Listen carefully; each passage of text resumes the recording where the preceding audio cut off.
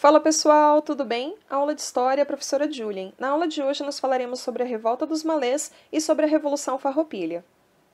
A Revolta dos Malês ocorreu na Bahia em 1835. O termo malê é de origem incerta, mas é provável que seja uma referência aos escravos do Nordeste brasileiro provenientes de regiões africanas islamizadas. Foi uma rebelião articulada por escravos e ex-escravos. A causa, de acordo com os revoltosos, teria sido a recusa dos senhores de escravos a conceder alforria aos negros que apresentavam valor estipulado para sua libertação. A revolta estava marcada para o dia 25 de janeiro, no período da manhã, período em que a cidade de Salvador estaria esvaziada. O plano era iniciar focos de incêndio em diversas localidades da cidade para distrair a força policial. Os revoltosos que vinham se armando às ocultas nos meses anteriores aproveitariam o caos para tomar a cidade. Ocorreu, contudo, que a rebelião foi denunciada na véspera por uma escrava emancipada. O presidente da província tomou todas as medidas para evitar essa revolta. Ele começou então a procurar em várias casas os revoltosos. Em uma das casas, 60 negros armados reagiram e tentaram deflagrar a rebelião a partir dali. Apesar de alguns avanços, os revoltosos logo foram contidos, deixando algumas dezenas de mortos. Os malês tinham por objetivo instituir uma teocracia islâmica na Bahia, erradicar o catolicismo da província, escravizar ou eliminar os que não se submetessem ao projeto e, se possível, dominar o restante do território brasileiro. Foram quase 300 negros julgados, sendo 25 deles já alforriados. As penas para os escravos variavam de 50 a 1.200 chibatadas, a serem aplicadas à razão de 50 por dia, além de trabalhos forçados e até penas de morte. Já a Revolução Farroupilha aconteceu no Rio Grande do Sul entre os anos de 1835 e 1845. O nome atribuído ao conflito varia de Revolução Farroupilha, Revolta dos Farrapos ou Guerra dos Farrapos. O Rio Grande do Sul tinha relativa autonomia até a chegada da corte em 1808. A economia da província girava principalmente em torno da criação de gado, nas regiões dos Pampas Gaúchos, próximos do Uruguai, e da transformação da carne em charque. A explicação das causas que conduziram à revolta variam. É possível ver motivos significativos de ordem econômica, ideológica ou política. Enquanto os rio-grandenses dispunham de certa autonomia, eles regulavam com maior facilidade as exportações e os preços. Com a centralização do poder no Rio de Janeiro, os grandes criadores de gado passaram a ficar à mercê das medidas tomadas pela coroa. A concorrência do charque, produzido na Argentina e no Uruguai, era uma constante preocupação da província.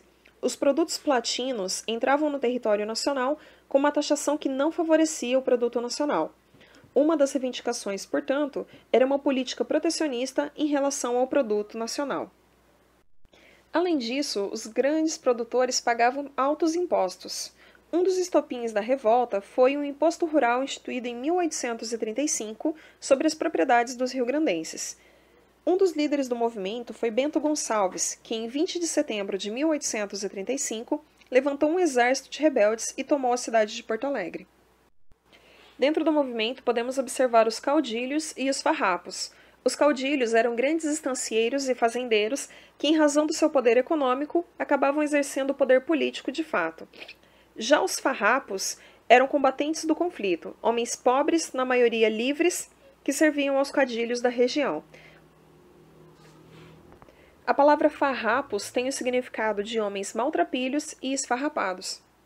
Podemos dizer que a Revolta dos Farrapos foi liderada por grandes criadores de gado que se envolveram em disputas políticas com o governo central. A Revolução Farroupilha foi uma revolta longa e muito difícil para o governo controlá-la, pois geograficamente os pampas rio-grandenses diferiam muito dos planaltos e das regiões serranas do restante do território nacional. O clima também variava muito. O governo chamou pessoas de todo o país para combater os farrapos do sul, porém o que essas pessoas encontraram era pouco convidativo. Os rios transbordavam e formavam grandes lamaçais, intransponíveis a cavalos e desgastantes a pé. O frio intenso e uma dieta pobre de carboidratos, centrada especialmente na carne vermelha, provocava inúmeras doenças. Enquanto os soldados do governo sofriam, os homens do sul firmavam cada vez mais suas práticas e seus hábitos. A revolta quase foi derrotada quando o regente Feijó nomeou José Araújo Ribeiro para a presidência da província. O novo presidente conseguiu apaziguar os ânimos da província.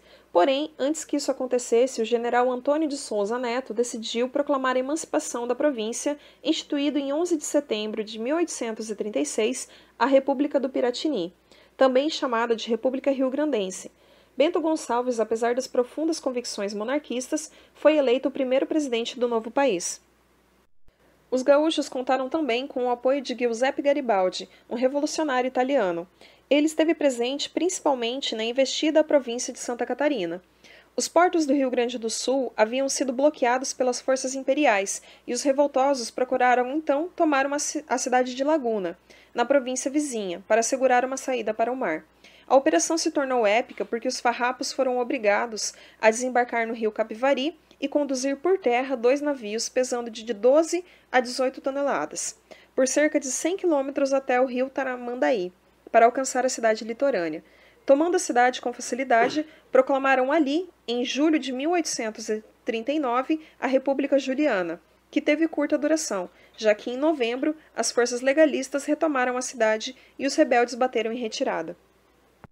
A guerra foi repleta de tolerância por parte do governo central. Vale lembrar, inclusive, que essa foi uma das acusações que levaram Feijó à renúncia. O Império, para tentar solucionar definitivamente o problema, empossou o Barão de Caxias na presidência da província do Rio Grande do Sul e das tropas repressoras, exatamente como ocorrera no Maranhão. Os rebeldes tiveram uma vantagem numérica no início do conflito, mas sob o comando de Caxias, as tropas do governo somaram 11 mil homens, enquanto as dos rebeldes apenas 3 mil. Caxias combinou ataques certeiros com políticas de benefícios.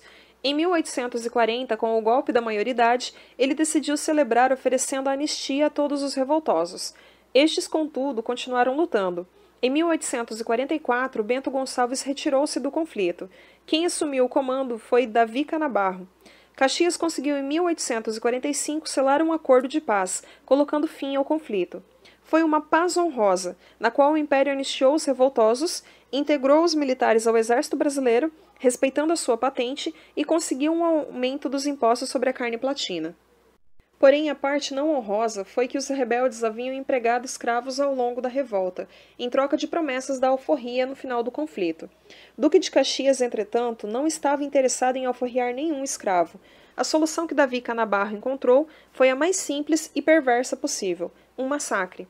O batalhão de escravos chamado de Lanceiros Negros foi desarmado e eliminado na região de Porongos, no Rio Grande do Sul, resolvendo assim um impasse diplomático.